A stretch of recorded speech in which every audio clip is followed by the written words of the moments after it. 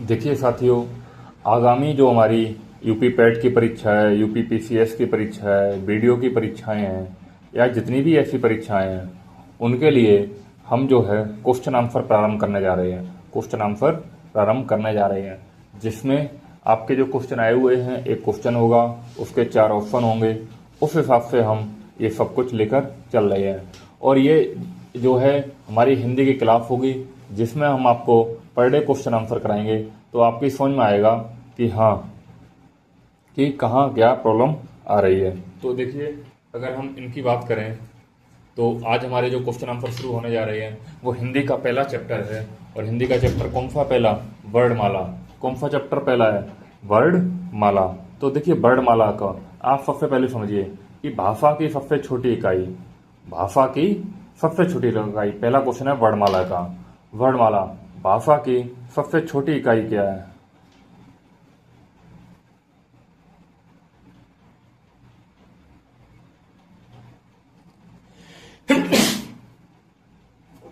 भाषा की सबसे छोटी इकाई क्या है?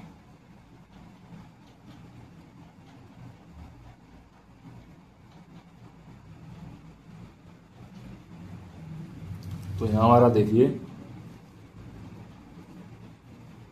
कि भाषा की सबसे छोटी इकाई,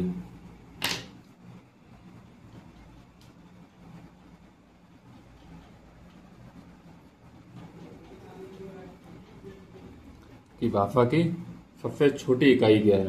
तो देखिए मेरे दोस्तों, भाषा की जो सबसे छोटी इकाई है वो क्या है? भाषा की सबसे छोटी इकाई वर्ड है। वर्ड का मतलब आप समझते हैं? वर्ड का मतलब सीधा सीधा ये है कि जब हम लिखना प्रारंभ करते हैं तो जो हम अक्षर बनाते हैं उसको हम वर्ड कहते हैं। जो हम अक्षर बनाते हैं, जैसे हमने कोई अक्षर लिखा भा, भाषा, तो पहला जो भा बना तो ये हमारा क्या हो गया? ये हमारा वर्ड हो गया। जैसे वर्ड कोई हमने लिखा तो इसका मात्र एक बनाया व, तो ये क्या हो गया? ये हमारा क्या हो गया? वर्ड हो गया। तो भाषा की सबसे छोटी इकाई क्या है? वो है वर्ड।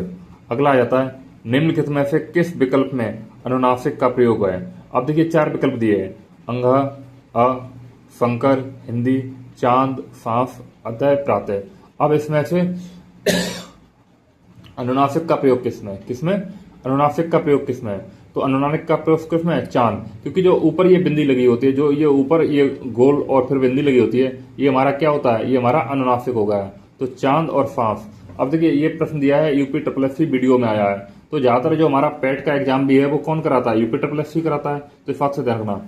कंठ से उत्पन्न होने वाले वर्ड, कंठ का मतलब है जो हमारे गले से जो उत्पन्न होते हैं वो वर्ड कौन से हैं? कंठ से उत्पन्न होने वाले वर्ड। तो देखिए, जो हमारा क, ख, ग, घ, घ, का, खा, ग, घ, तो ये क्या है? ये हमारे जो है कंठ से उत्पन्न होने वाले वर्ड है। कौन से हैं? कंठ से उत्पन्न होने वाले। तो इसमें क्या आएगा? बी आएगा, कंठ से उत्पन्न होने वाले।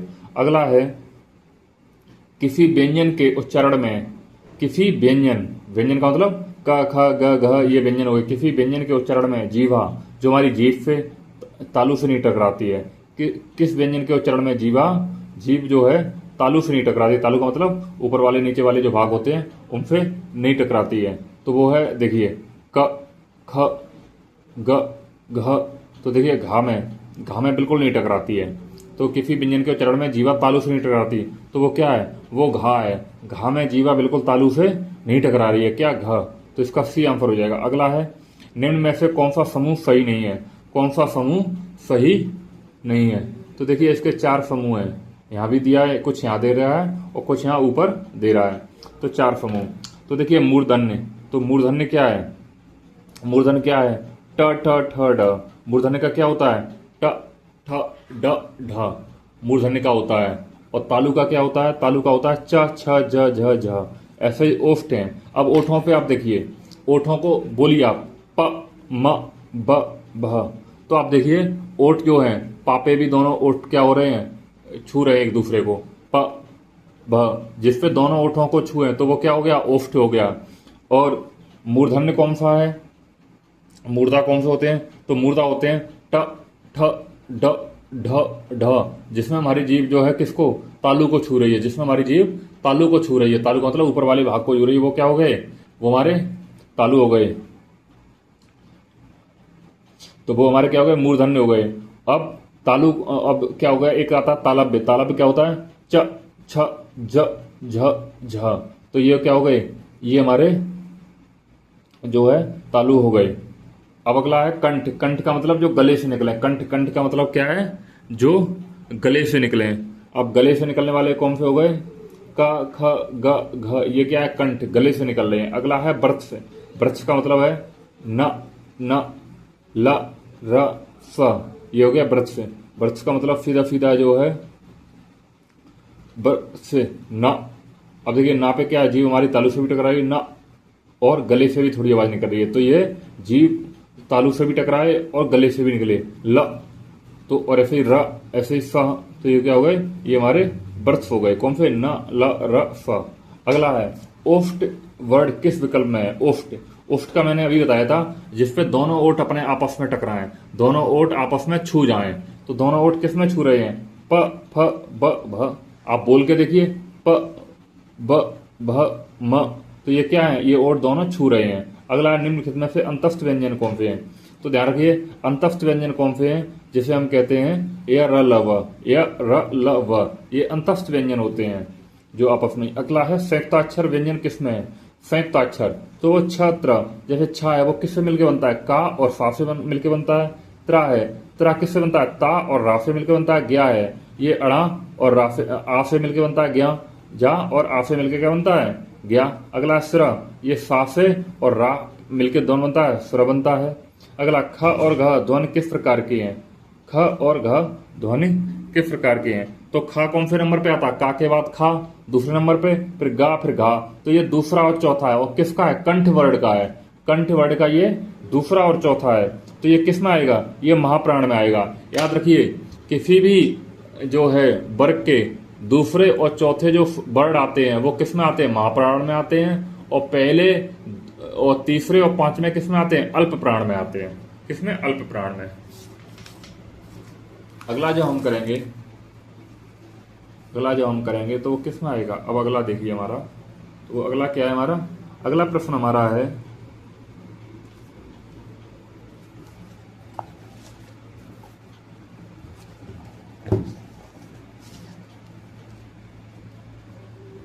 अगला प्रश्न है हमारा, प्रत्येक वर्ग का प्रथम एवं द्वितीय वर्ण किस प्रकार के हैं। प्रत्येक वर्ग के प्रथम एवं द्वितीय वर्ण किस प्रकार के हैं। तो देखिए ये हमारे क्या होंगे, ये हमारे अघोष होंगे। याद रखिए प्रत्येक वर्ग के, चाहे वो कंठ का हो, चाहे वो तालब्य का हो, चाहे वो मूर्धन्य का हो, चाहे वो वृक्ष का हो, चाहे वो हमारा जो है ओष्ठ हो, तो ये क्या है, ये हमारे सभी क्या होंगे, इनके जो पहले और दूसरे होंगे वो क्या होंगे, अघोष होंगे। वो क्या होंगे, अघोष होंगे। एक से अधिक वर्णों के मेल को कहते हैं, एक से अधिक वर्णों के मेल को क्या कहते हैं, अक्षर कहते हैं। जब एक से अधिक वर्ण हो जाएं तो क्या कहते हैं, अक्षर कहते हैं। क्या कहते हैं, अक्षर कहते हैं। जैसे आ और का, या पवन, तो क्या हो गए, पवन में 3 वर्ण हो गए, तो वो क्या हो गया, अक्षर कहलाया। अगला हिंदी वर्णमाला में व्यंजनों की संख्या कितनी है, ये 33 है। हिंदी वर्णमाला में व्यंजनों की संख्या कितनी है, 33 है। अगला है जिनका उच्चारण स्वतंत्रता से होता है, जिनका उच्चारण स्वतंत्रता से होता है, और जो व्यंजन के उच्चारण में सहायक होते हैं, व्यंजन के उच्चारण में सहायक होते हैं, तो उसे क्या कहते हैं, उसे हम क्या कहते हैं, स्वर कहते हैं। जैसे का बोलेंगे तो का में का तो आ ही रहा है और प्लस आ और आ रहा है, तो क्या हो गया, इसमें क्या हो गया, व्यंजन, तो इसमें स्वर का प्रयोग हो रहा है। अब पूछा है जो स्वतंत्रता से बोले, जिसमें किसी और का प्रयोग ना आए, तो जैसे आ में सिर्फ आ रहा है, आ ई ऊ, तो ये क्या आ रहे हैं, ये सिर्फ अपने वर्ड आ रहे हैं, कोई दूसरे नहीं आ रहे हैं, तो ये क्या हो गया, ये स्वतंत्र हो गया। तो ये क्या है, ये स्वर है। अगला निम्न में अल्पप्राण व्यंजन कौन सा, अल्पप्राण और महाप्राण। अल्पप्राण मैंने बताया कौन कौन से होते हैं, किसी भी वर्ग का पहला, तीसरा और पांचवा क्या है, अल्पप्राण है, दूसरा और चौथा क्या है, महाप्राण है। तो अल्पप्राण कौन सा है, गा, पहला, तीसरा और पांचवा, का, गा, का, खा, खा का क्या आ गया, अल्पप्राण, खा कौन सा आ गया, महाप्राण, ग कौन सा आ गया, अल्पप्राण, घा कौन सा आ गया, महाप्राण, फिर क्या आ गया,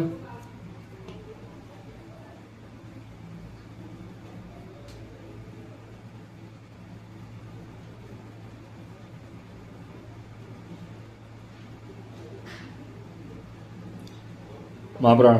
अगला निम्न में से घोष वर्ण कौन सा है, निम्न में से घोष वर्ण कौन सा है, निम्न में से घोष वर्ण कौन सा है। अब देखिए घोष और अघोष क्या है, मैंने बताया पहला और दूसरा क्या है, अघोष है। पहला और दूसरा क्या है, अघोष है। और तीसरा चौथा पांचवा क्या सा है, तो घोष है।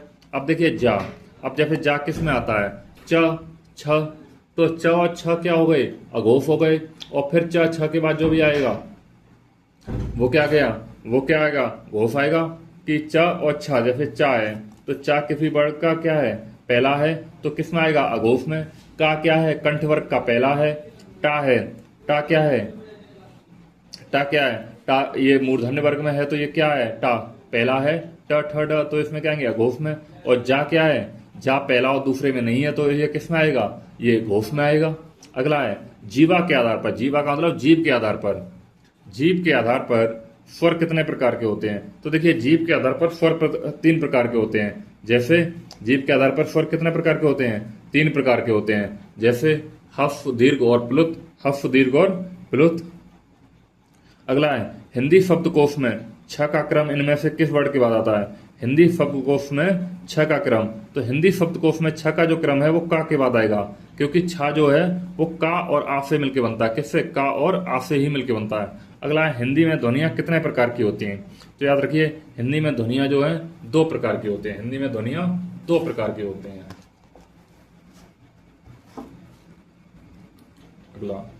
अगला है निम्न में दीर्घ स्वर्ग है, निम्न में दीर्घ स्वर्ग, तो बड़ी ई, तो ये बड़ी ई जो है ये क्या है, दीर्घ स्वर है। बड़ी ई दीर्घ स्वर्ग, जैसे बड़ा आ क्या है, दीर्घ स्वर्ग है। बड़ी ई क्या है, दीर्घ स्वर है। इसी प्रकार निम्नलिखित में से कौन सा मूल दीर्घ स्वर्ग नहीं है, निम्नलिखित से कौन सा मूल दीर्घ, मूल दीर्घ, देखो दीर्घ अलग है, मूल दीर्घ अलग है। तो जो हमारा ओ है, ओ जो है हमारा, तो ये मूल दीर्घ नहीं है। बड़ी ई दीर्घ है, बड़ा आ दीर्घ है, बड़ा ऊ दीर्घ है, लेकिन छोटा ओ मूल दीर्घ नहीं है। यहाँ बड़ा ओ होता तो बात एक अलग हो जाती, बड़ा ओ होता तो बात अलग हो जाती। मात्रा के आधार पर स्वर कितने प्रकार के होते हैं, तो मात्रा के आधार पर स्वर 3 प्रकार के होते हैं। मात्रा के आधार पर स्वर 3 प्रकार के होते हैं, जैसे हफ दीर्घ और प्लुत स्वर वगैरह 3। निम्न में ओष्ठ वर्ण कौन सा है, ओष्ठ का मतलब जो ओठ टच करें, जिसपे ओठ टच करें, तो वो क्या, ऊ, ऊ, तो ये ओष्ठ वर्ण हो गया, ऊ, तो ये ओष्ठ वर्ण हो गया। अगला है छोटी ई, बड़ी ई, चा, छा, जा, झा, ओड़ा। आदि का उच्चारण किससे होता है, तो आदि का उच्चारण क्या होता है, तालव्य से होता है। जो हमारे च, छ, ज, झ, झ हैं ये किस होते हैं, तालव्य से होते हैं। जैसे बोलिए च, छ, ज, झ, ड़ा, तो ये क्या है, ये सब के सब क्या आ रहे हैं, इनमें सब में तालु से हमारी जीभ टकरा रही है, इनमें सब में हमारी जीभ किससे टकरा रही है, तालु से टकरा रही है। तो ये क्या हो गए हमारे, ये सभी हमारे क्या हो गए, तालव्य हो गए। अगला हिंदी स्वर्गों का वर्गीकरण जब जीभ के भागक के आधार पर किया जाता है तो निम्नलिखित में से कौन सा भेद इसके अंतर्गत नहीं आएगा। तो देखिए जीभ के आधार की जब बात की जा रही है तो यहाँ 4 दिए हैं, तो इसमें आएगा जीभ के आधार पर जो आएंगे उसमें आएगा अग्रस्वर, मध्य स्वर और पश्च स्वर। अग्रस्वर, मध्य स्वर और पश्च स्वर, लेकिन विवृत स्वर नहीं आएगा, इसमें विवृत स्वर नहीं आएगा। अगला है निम्नलिखित में से कौन सा संयुक्त स्वर नहीं है, निम्नलिखित में से कौन सा संयुक्त स्वर नहीं है। अब संयुक्त स्वर क्या है, मतलब जैसे बड़ी ऊ, बड़ी ऊ क्या है, दीर्घ स्वर है, लेकिन संयुक्त स्वर नहीं है। संयुक्त स्वर का मतलब है कि इन 2 चीजों से मिलकर नहीं बना हुआ है, तो वो क्या होगा, बड़ा ऊ आ जाएगा। अगला है निम्नलिखित में से कौन सा स्वर कंठ तालव्य है, निम्नलिखित में से कौन सा स्वर कंठ तालव्य है, तो वो क्या है, वो छोटी ए है। छोटी ए क्या है, ये कंठ तालव्य है, ये जो गले से भी बोला जाए और जिसको तालु पे भी लगे ए, तो ये क्या है, ये कंठ तालव्य हो गया, कौन सा, छोटी ए। अगला है जिन स्वरों के उच्चारण में 2 मात्रा का समय लगता है, जिन स्वरों के उच्चारण में 2 मात्रा का समय लगता है या हस से 2 गुना समय लगता है, जो हस स्वर है उससे 2 गुना समय लगता है, उनको क्या कहते हैं, उनको हम कहते हैं गुरु स्वर। उनको हम क्या कहते हैं, गुरु स्वर कहते हैं। कितना, गुरु स्वर।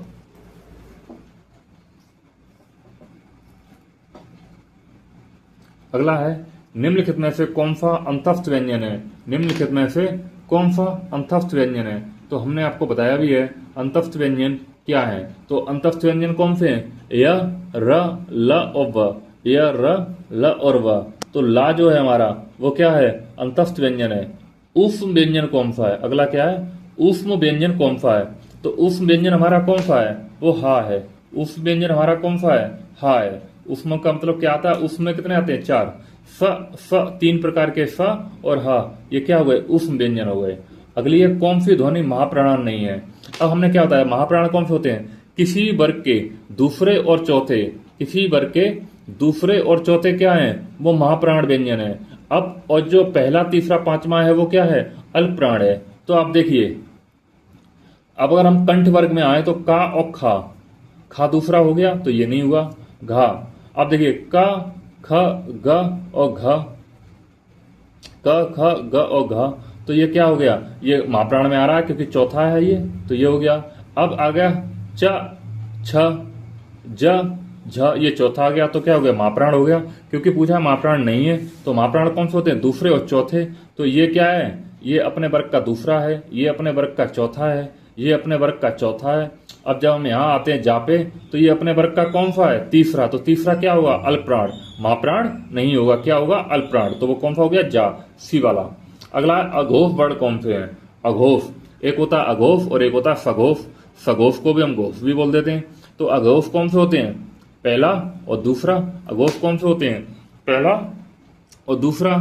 तो अभी देखिए इसमें आ रहा है क्या, अ ह ज, तो जा कौन सा है, तीसरा है। जा कौन सा है, तीसरा है। हा कौन सा है, तो हा हमारा किस में आ जाता है, उस व्यंजन में आ जाता है, उस व्यंजन में आ जाता है। और आ हमारा किस में आता है, सघोष में आता है। तो अघोष में कौन सा हो गया, सा। ये जो सा है ये किस में आएगा, सघोष में आएगा, अघोष में नहीं आएगा। अघोष कौन से होते हैं, पहले दूसरे, और सघोष तीसरे चौथे पांचवें। सघोष वर्ण कौन सा है, इसमें पूछ लिया सघोष वर्ण कौन सा है। तो याद रखिए, प पहला ही आ गया, था, तो ये देखिए था आ गया, तो ये आ गया स उसमें ही आता है। ये था आ गया तो ये भी किस में आता है, अघोष में। अब हमें सघोष पूछा है तो सघोष कौन सा होता है हमारा, तीसरा, चौथा और पांचवा। अब सघोष देखिए, प वर्ग में आइए, प भ ब, पा के बाद भा आ रहा है, तो पा और भा किस में आ गया, अघोष में। और फिर क्या आ रहा है, बा, तो बा किस में आ गया, सघोष में। क्योंकि अघोष कौन से हैं, पहले और दूसरे। सघोष कौन से हैं, तीसरे चौथे और पांचवें। अगला आ रहा है ब का उच्चारण स्थान है। ब का उच्चारण स्थान कौन सा, दंतोष्ठ। दंतोष्ठ का मतलब है इसमें दांत भी टकरा रहे हैं और ओठों से भी, ब ब, तो इसमें क्या हो गया, दंतोष्ठ। दांत और ओष्ठों दोनों का प्रयोग है तो क्या हो गया, दंतोष्ठ। अगला निम्नलिखित में से पार्श्विक ध्वनि कौन सी है। तो देखिए जो पार्श्विक ध्वनि होती है वो ला। ये प्रश्न बहुत एग्जामों में आता है, ये यूपी लोअर पीसीएस में भी आया है, पीसीएस में भी आया है, तो इसका ध्यान रखिए। पार्श्विक व्यंजन तो वो ला है। ऐसी कौन सी दो मात्राएं हैं जिनका प्रयोग तो किया जाता है किंतु उनका समावेश स्वर में नहीं किया जाता है। तो ऐसी कौन सी दो मात्राएं हैं, तो अंगहा। ये ध्यान रखना, ये बी वाला जो अंगा है, कभी भी आप स्वर देखेंगे तो पूछेगा कितने होते हैं, 11, और इनका स्वर्ग में प्रयोग तो किया जा रहा है लेकिन इनका जो है गिनती नहीं की जाती है। अगला लिप चिन्हों के क्रमबद्ध समूह को क्या कहते हैं। तो लिप चिन्ह के जो है, जितने भी लिप चिन्ह हैं उनके क्रमबद्ध जो स्वर है उनको क्या कहते हैं, वर्णमाला कहते हैं। उनको क्या कहते हैं, वर्णमाला कहते हैं, उनको वर्णमाला कहते हैं। अगला है भाषा विज्ञान की दृष्टि से ऊ किस प्रकार का स्वर है। भाषा विज्ञान की दृष्टि से ओम किस प्रकार का स्वर है, कि वो पश्च विव्रत है, अग्र विव्रत है, या अग्र संव्रत है, पश्च संव्रत है। तो भाषा विज्ञान की दृष्टि से ऊ जो है पश्च संव्रत का होता है, ऊ जो है पश्च संव्रत का होता है। किसका, पश्च संव्रत का होता है। अगला प्रत्येक वर्ग का दूसरा और चौथा वर्ग क्या कहलाता है। मैं ये कई बार बता चुका हूं इतने में। तो प्रत्येक वर्ग का दूसरा और चौथा क्या होता है, वो होता है महाप्राण। क्या होता है, महाप्राण। और पहला तीसरा पांचवा अल्पप्राण। उच्चारण की दृष्टि से संबल ध्वनि का कौन सा वर्गीकरण है, उच्चारण की दृष्टि से तो वो होती है संपर्क ध्वनि। क्या होता है, उच्चारण की दृष्टि से संबल ध्वनि। संबल का मतलब होता है जिसमें आसानी हो, तो वो होती है संपर्क ध्वनि, जो आपको एक दूसरे को संपर्क में, और जो आपकी भाषा है, जो आपकी ध्वनि है, उससे एकदम लगाव उत्पन्न कर दे। अगला, किस स्वर के उच्चारण में दीर्घ स्वर से भी अधिक समय लगता है। किस स्वर के उच्चारण में, तो वो एक प्लुत स्वर। वो कौन से स्वर होते हैं, प्लुत स्वर। ये हिंदी में नहीं होते, ये किस में होते हैं, ये संस्कृत में होते हैं। अगला, वर्णमाला में स्पर्श व्यंजनों की संख्या कितनी है। तो वर्णमाला में स्पर्श व्यंजनों की संख्या कितनी है, 25 है। कैसे, कावर्ग कौन से हमारे, कावर्ग, खावर्ग, गावर्ग, घावर्ग, सॉरी कावर्ग, पहला आ गया कंठवर्ग, का के बाद फिर चावर्ग, फिर क्या आ गया टावर्ग, फिर क्या आ गया हमारा पावर्ग, और फिर हमारा क्या आ गया जो है दंत्यवर्ग, जो हमारा दंत वर्ग। तो हमारे 5 वर्ग होते हैं और पांचों वर्गों में 5 5 होते हैं, तो वो कितने हो गए? 25। अगला, भाषा की सार्थक लघुत्तम इकाई किसे माना जाता है? भाषा की सार्थक लघुत्तम तो वो होता है शब्द। शब्द जब कोई एक शब्द बनता है, जैसे किसी का नाम है गौरव, तो गौरव एक शब्द हो गया। गौरव स्कूल जा रहा है, तो क्या है, जब तक पूरे पूरे शब्द नहीं होंगे तो कोई भी सेंटेंस या कोई भी वाक्य नहीं बनेगा। तो याद रखिए, भाषा की सार्थक लघुत्तम इकाई क्या है? शब्द है। स्वर ए का उच्चारण स्थान कौन सा है? स्वर ए का, तो ये कौन सा है? कंठ तालव्य। ये हमारे कंठ का मतलब गले से भी और तालु से, दोनों से टकराते हैं, तो ये क्या हो गया? कंठ तालव्य। अगला है, जिन ध्वनियों की गणना न स्वर में की जाती है, जिन ध्वनियों की गणना न तो स्वर में की जाए और न व्यंजन में, उसे क्या कहते हैं? तो उसे कहते हैं अयोगवाह। जैसे आ और अंगा है, और अंगा है जिनपे, तो वो क्या है? न तो वो स्वर में गिनती किए जा रहे हैं और ना ही वो व्यंजन में, तो उन्हें क्या कह देते हैं? हम अयोगवाह कह देते हैं। किस व्यंजन का उच्चारण स्थान तालव्य है? किस व्यंजन का उच्चारण स्थान तालव्य है? तो तालव्य में आप ये ध्यान रखिए, तो देखिए, गा है, गा किस में आ रहा है? हमारा कंठ में आ रहा है। क ख ग ग कंठ में आ रहा। ना है, तो न न, तो ये न किस में आ रहा है? प फ ब भ म, ये किस में आ रहा है? उष्ट में। तो न ल र, ये किस में आ रहे हैं? दंत में आ रहे हैं। फिर आ गया म, तो प फ ब भ म हमने बता दिया, ये किस में आ रहा है? उष्ट में। अब झा को आइए, च छ ज झ, तो ये किस में आ रहा है? ये तालव्य में आ रहा है। तो झा क्या है? तालव्य में आ रहा है।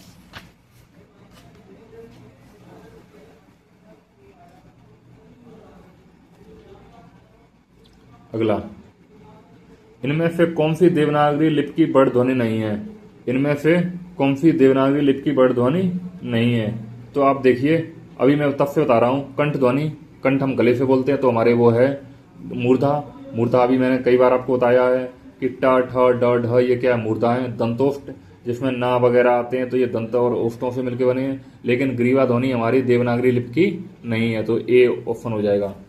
जीवा की नोक, जीभ की जब नोक ऊपर के दांतों की पंक्ति के सामने वाले, ऊपर के दांतों की पंक्ति के सामने वाले के दांत के ऊपरी हिस्से के संपर्क में आकर, अब देखिए ये भाषा, देखिए भाषा आप समझ गए तो सब कुछ समझ जाएंगे कि जीवा की नोक जब ऊपर के दांतों की, ऊपर के जो दांत है हमारे, ये ऊपर वाले दांत आ जाते हैं, ऊपर की दांत के पंक्ति के सामने वाले दांत के ऊपरी हिस्से के, अब दांत के भी ऊपरी हिस्से के संपर्क में आकर वायु के प्रवाह को अवरुद्ध करती है, वायु के प्रवाह को अवरुद्ध करती है। ऐसे उच्चारण स्थान को क्या कहा जाता है? ऐसे उच्चारण स्थान को क्या कहा जाता है? तो ऐसे उच्चारण स्थान को क्या कहते हैं? हम तालव्य कहते हैं। हम तालव्य कहते हैं, जिनमें हमारे क्या आते हैं? च छ ज झ झ न। देखिए जो हमारी जीभ है, तो देखिए कहाँ टकरा रही है? च बोल के देखिए, च छ ज झ न, तो आपको समझ में आएगा क्या हुआ? तालव्य हो गया। स्वर तंत्रियों के आधार पर व्यंजनियों को कितने वर्गों में बांटा गया है? तो ये 2 भागों में बांटा गया। स्वर तंत्रियों के आधार पर व्यंजनों को कितने वर्गों में बांटा गया है? 2 आधार पे। जहां स्वर का प्रयोग होता है तो वो 2 आधार पे है। हिंदी शब्दकोश में का के बाद कौन सा व्यंजन दिखाई देता है? तो हिंदी शब्दकोश में का के बाद छ आता है। क्यों? का और आ से मिलकर ही छ बना है। अगला है, प्रत्येक शब्द की वर्तनी के सभी वर्णों को उसी क्रम में अलग अलग दिखाना क्या कहलाता है? तो कहलाता है वर्ण विच्छेद। प्रत्येक शब्द की वर्तनी के सभी वर्णों को उसी क्रम में अलग अलग दिखाना क्या कहलाता है? वर्ण विच्छेद। निम्न में दीर्घ स्वर कौन सा है? तो निम्न में दीर्घ स्वर जो है वो बड़ा आ है। निम्न में दीर्घ स्वर क्या है? बड़ा आ है। मध्य स्वर कहते हैं, तो मध्य स्वर कहते हैं छोटे आ को। मध्य स्वर क्या किसको कहते हैं? छोटे आ को। अर्धविपरीत स्वर क्या है? अब अर्धविपरीत स्वर है बड़ी ए। अर्धविपरीत स्वर क्या है? अर्धविपरीत स्वर है बड़ी ए। निम्नलिखित में से कौन से शब्द से अनुनासिकता है? तो संभालना।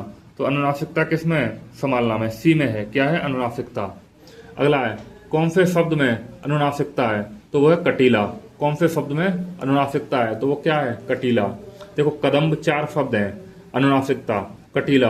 अनुनासिकता का मतलब है जहां हमारे ये चंद्र बिंदी आ जा रही है। देखिए चंद्र बिंदी आ रहती है तो वो क्या है? अनुनासिकता आ गई। तो कटीला में है, बाकी किसी में नहीं है। किस वर्ण का उच्चारण स्थान कंठ तालु है? जो कंठ से भी प्रयोग किया जाए और तालु का भी प्रयोग हो। तो इसमें कई बार मैं बता चुका हूं अभी क्वेश्चनों में, तो वो छोटी ए और बड़ी ए आ जाता है। क्या? छोटी ए बड़ी। ए के उच्चारण स्थान का नाम है, तो वो क्या आ जाएगा? कंठ तालव्य। ए का उच्चारण स्थान कंठ तालव्य, क्योंकि ये परीक्षा में कई बार पूछा हुआ प्रश्न है। अगला है, वर्ण तालिका के अनुसार ह्रस्व, दीर्घ और प्लुत स्वर क्या है? ह्रस्व, दीर्घ और प्लुत क्या है? तो ये स्वर हैं। वर्ड तालिका के अनुसार ह्रस्व, दीर्घ और प्लुत क्या है? ये स्वर हैं जिनकी ध्वनि केवल मुख से निकलती है। जिनकी ध्वनि केवल मुख से निकलती है तो वे क्या है? निर्नासिक। जो सिर्फ मुंह से बोले जाएं, बाकी कहीं से उनकी और ज्यादा आवाज ना आए तो वो निर्नासिक है। कंठ तालब कौन सा है? तो ये छोटी है, बड़ी है। ये क्या है? कंठ तालब है। ये कई बार पूछे गए प्रश्न है। निम्न में से कंठ वर्ड है, तो कंठ वर्ड का है अ ह विसर्ग, तो ये क्या है? कंठ वर्ड है। निम्न में कंठ वर्ड, तो अ ह और विसर्ग ये क्या है? कंठ वर्ड है, जो गले से बोले जाते हैं। अगला निम्न ग्रंथ में दंत वर्ड कौन सा? दंत वर्ड का है जिसमें दांतों का प्रयोग हो, तो वो क्या है? त थ द ध न, त थ द ध न, क्योंकि त थ द ध न ये जो है ये दंत वर्ड है। इनमें आप देखिए आपकी जीभ जो है वो दांतों से टकरा रही है। आपकी जीभ किससे टकरा रही है? दांतों से टकरा रही है। तो जो दांतों से टकराए वो क्या है? वो क्या कहते हैं? दंत वर्ड है। एक का उच्चारण स्थान है, एक का जो उच्चारण स्थान है वो है क्या? तालु। एक का उच्चारण स्थान क्या है? तालु। प फ ब भ म व्यंजन कैसे? ओष्ठ, ये ओठ के द्वारा होते हैं, ये ओठों के होते हैं। अगला है हिंदी वर्णमाला में उस व्यंजन कौन से है? हिंदी वर्णमाला में उस व्यंजन कौन से है? तो वो है स स स ह। ये क्या है? उस व्यंजन है। कौन उस व्यंजन नहीं है? तो स स स ये तीनों नहीं है। गा जो है उस व्यंजन है। हिंदी वर्णमाला में उस व्यंजन कौन से हैं? तो वो फिर क्या आ गया? स स स ह। संयुक्त व्यंजन क्या बनता है? तो ग और ड़ा है, तो ये क्या बन जाता है? ग और ड़ा संयुक्त व्यंजन नहीं बनता है। यहाँ ज और ड़ा ये संयुक्त व्यंजन बन जाता है, क्योंकि संयुक्त व्यंजन हमारे कितने होते हैं? 4 होते हैं। तो वो कौन से होते हैं? छ, त्र, ग और फ। छ, त्र, ग और फ ये 4 हमारे क्या होते हैं? संयुक्त व्यंजन होते हैं। अगला दो व्यंजन जब एक साथ मिलते हैं, दो व्यंजन एक साथ मिलते हैं तो क्या कहलाते हैं? दो व्यंजन एक साथ मिल जाएंगे तो वो क्या कहलाएंगे? संयुक्त व्यंजन कहलाएंगे। क्या? संयुक्त व्यंजन। जैसे का और आ तो क्या हो जाएगा? छा। ता और रा क्या हो जाएगा? त्र। ज्ञा, झा और आ क्या हो गया? तो वो क्या हो गया? ज्ञा हो गया। अगला निम्नलिखित व्यंजनों में से कौन सा संयुक्त व्यंजन नहीं है? कौन सा संयुक्त व्यंजन? जैसे छा है तो वो किससे बनता है? का और रा से, तो छा हो गया। अब आ गया त्र, वो ता और रा से बन गया तो त्र हो गया। स्र तो ये सा और रा से बन गया, लेकिन ये वाला सा जो है संयुक्त व्यंजन में नहीं आता, बी वाला नहीं आता। निम्न में से महाप्राण व्यंजन कौन से हैं? तो महाप्राण में कई बार बता चुका हूं। महाप्राण कौन से हैं? दूसरे और चौथे। तो महाप्राण कौन से हैं? दूसरे और चौथे। अब देखिए त कौन सा है? पहला तो नहीं होगा। द, त, थ, द ये तीसरा हो गया तो ये भी नहीं होगा। अगला भ तो ये क्या है?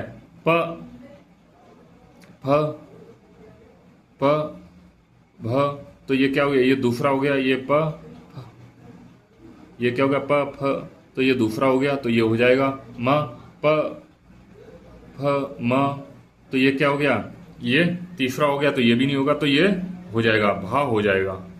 सभी महाप्राण वर्णों वाला समूह है, तो वो कौन सा हो गया? ये मैंने बोला है सभी महाप्राण वाला तो वर्गों का समूह है। तो देखिए खा ये अपने में का खा दूसरा हो गया। च, छ ये दूसरा हो गया। ट, ठ ये सब क्या है? अपने में दूसरे हैं, अपने में दूसरे हैं। तो ये दूसरे क्या हो गए? सबके सब, ये सबके सब महाप्राण हो गए। निम्नलिखित में से अघोष वर्ण कौन सा? अघोष वर्ण कौन सा होता है? मैंने बताया पहला दूसरा। अब देखिए पहला और दूसरा तो क्या आ जाएगा? क, ख, ग, घ ये चौथा हो रहा है तो ये नहीं होगा। क, ख, ग ये तीसरा हो रहा तो नहीं होगा। ये जा तो ये भी चौथा तीसरा हो रहा तो ये नहीं होगा। ख ये दूसरा है तो अघोष हो गया, क्योंकि पहला और दूसरा ही अघोष होते हैं। हिंदी भाषा की कुल वर्ण लिपियां हैं, तो हिंदी भाषा की कुल वर्ण लिपियां कितनी है? 52। मतलब अर्थात हिंदी भाषा में कुछ शब्द हिंदी भाषा में कुल वर्ण या कहते हैं टोटल शब्द कितने हैं? तो वो कितने हैं? 52 है। कितने? 52।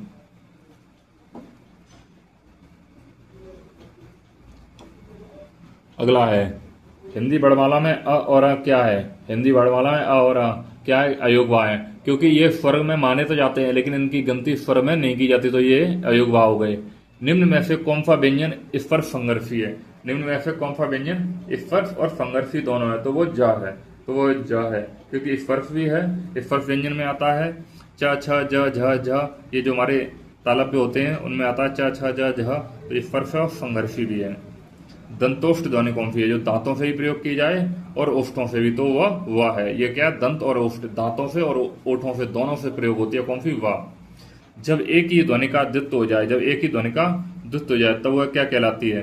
तो वह कहलाती है युग्मक ध्वनि। जब एक ही ध्वनि का द्वित्व, एक ही ध्वनि 2 बार आने लगे तो वह युग्मक हो जाती है। सभी स्पर्श व्यंजन कौन से समूह में है? सभी स्पर्श व्यंजन कौन से समूह में हैं। तो स्पर्श व्यंजन का मतलब क्या है वो आप समझिए। तो वो है क च प द। स्पर्श व्यंजन में 5 भाग आ जाते हैं, जैसे कंठ ध्वनियाँ जो है, मूर्धन्य, तालव्य, दंत, ओष्ठ, ये सब क्या हो जाती है, ये स्पर्श व्यंजन हो जाते हैं। तो वो कौन से हैं, ये इसमें है। जैसे क र ल ह ये नहीं आएंगे, क्योंकि का आ गया किसमें, कंठ में।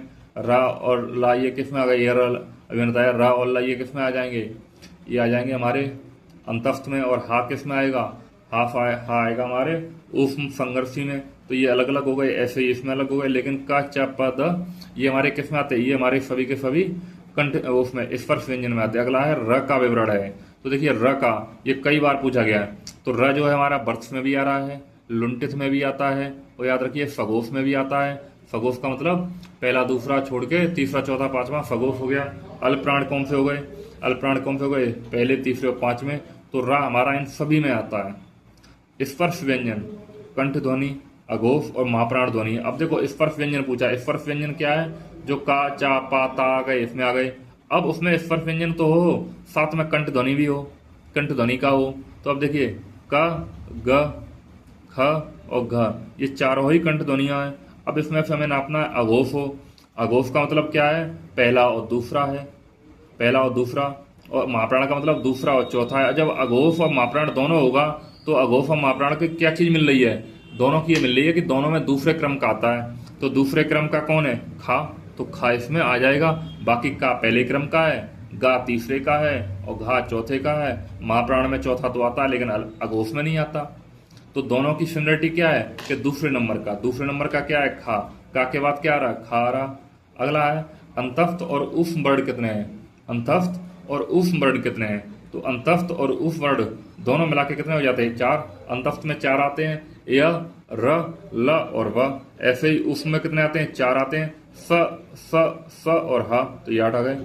काकल्य वर्ण कौन सा है, तो काकल्य वर्ण हा है। आप सब समझते हैं काकल्य वर्ण हा है, क्यों कि ये ऊष्म में आता है। 3 प्रकार के सा आ गए और एक हा आ गया, तो उससे इसकी सिमिलरिटी नहीं होती, तो इसको हम क्या बोल देते हैं, हा बोल देते हैं।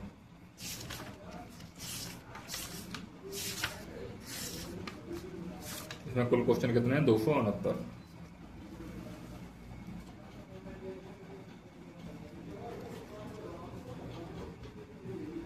अगला हिंदी वर्णमाला में छ से ड के ठीक बीच में कौन सा अक्षर है, छ और ड के बीच में कौन सा अक्षर है। तो आप देखिए च छ ज झ अड़ा, तो क्या गया जा, ये अड़ा जो है ये बी वाला, तो ये क्या गया छ और ड के बीच। और छ किस में आता है, ये हमारा च छ किस में आते हैं, ये तालव्य में आते हैं। किसमें, तालव्य में आते हैं। निम्नलिखित में से कौन सा शब्द स्वर का वर्गीकरण नहीं है। तो याद रखिए द्वितीय क्या है, स्वर का वर्गीकरण नहीं है। प्लुत और हस्य दोनों हैं और इनको मिला देते हैं तो संयुक्त बन जाता है, लेकिन द्वित्व का यहाँ कोई प्रयोग नहीं होता। निम्न में से कौन सा शब्द प्रतन और उच्चारण के आधार पर व्यंजन का वर्गीकरण नहीं है। निम्न में से कौन सा शब्द प्रतन और उच्चारण के आधार पर व्यंजन का वर्गीकरण नहीं है। तो व्यंजन का वर्गीकरण कौन सा नहीं है, सघोष नहीं है। उच्छिप्त व्यंजन होते हैं, पार्श्विक व्यंजन होते हैं, ऊष्म व्यंजन होते हैं, लेकिन सघोष अलग है। अघोष, सघोष, महाप्राण, अल्पप्राण ये चीजें अलग हैं। जिस व्यंजन ध्वनि के उच्चारण के समय स्वर तंत्री में कंपन होता है, उच्चारण स्थान के आधार पर ध्वनियों के वर्गीकरण में उसका क्या स्थान है, तो क्या है, काकल्य है।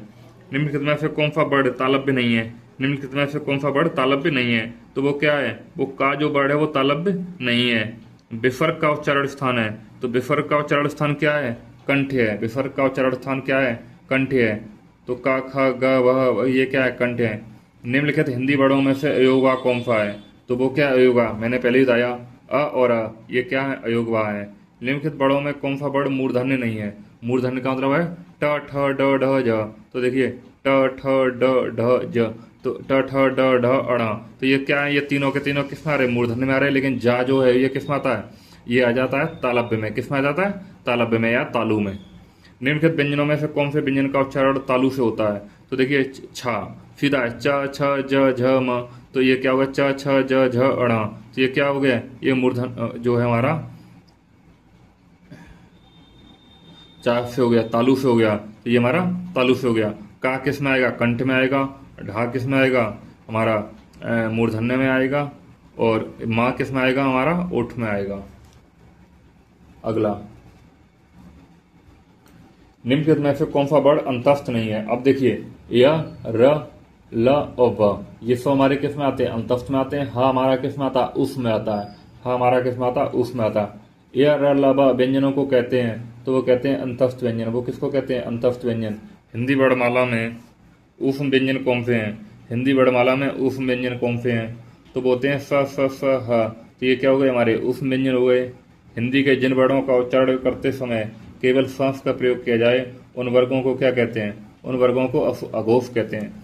जिनमें केवल सांस का प्रयोग किया जाए और किसी का नहीं तो वो अघोष होते हैं, और जिसमें सांस का प्रयोग न किया जाए तो वो सघोष होते हैं। किस वर्ग की सभी ध्वनियां मूर्धन्य हैं, तो मूर्धन्य क्या है, ट, ठ, ड, ढ, ढ, ट, ठ, ड, ढ, फ। तो ट, ठ, ड, ढ, फ, तो ये वाला है, लेकिन इसमें ये दो फ नहीं होगा, ट, ठ, ड, ढ, फ। एक शब्द में महाप्राण व्यंजनों का प्रयोग नहीं हुआ है। अब एक वर्ग में महाप्राण व्यंजनों का प्रयोग नहीं हुआ, तो इसमें महाप्राण कौन से होते हैं, दूसरे और चौथे। अब खा है, खा किस पे आ गया, दूसरे पे आ गया, तो इसमें प्रयोग हुआ है। झूठ, अब देखिए ट, ठ, तो ये दूसरे नंबर पे आ गया तो इसमें हुआ है। घाघ, ये चौथे नंबर पे आ गया तो हुआ है। अब जोगन, जोगन में देखिए ये तीसरे पे आ रहा, ये भी पांचवें पे आ रहा, ये भी है चौथे पे आ रहा, और ये भी तीसरे पे आ रहा, तो यहाँ क्या है, दूसरा और चौथा होता तो हो जाता। तो क्या है, इसमें जो नहीं आ रहा तो वो जोगन है। ह्रस्व दीर्घ और प्लुत किसके प्रकार हैं, तो वो स्वर के प्रकार हैं। ह्रस्व दीर्घ और स्वर किसके प्रकार हैं, तो वो प्लुत स्वर के प्रकार हैं।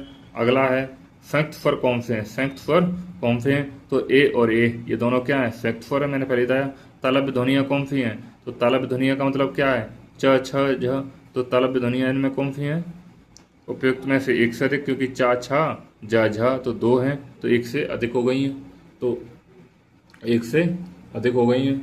तो आज की हमारी क्लास जो है वो यहीं तक रहेगी, आगे हम फिर नेक्स्ट क्लास में देखेंगे। तब तक के लिए धन्यवाद।